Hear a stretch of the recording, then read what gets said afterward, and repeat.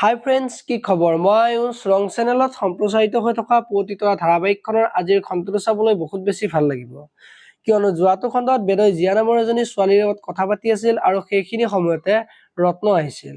আৰু বেদতই অনাথ আশ্ৰমত কি কৰি আছে আৰু এইজনী ছোৱালী কোন হয় বুলি বেদক সুধিছিল। আৰু এইজনী তোৰ ছোৱালী নেকি বুলি সুধিছিল আৰু তেতিয়া বেদই তাই মোৰ ছোৱালী নহয়, কিন্তু মোৰ ছোৱালীৰ দৰে মই তাই দেউতাক হ'বলৈ বহুত চেষ্টা কৰি আহিছো, কিন্তু মই নোৱাৰিলো বুলি ৰত্নক কোৱা দেখিবলৈ পাইছিল।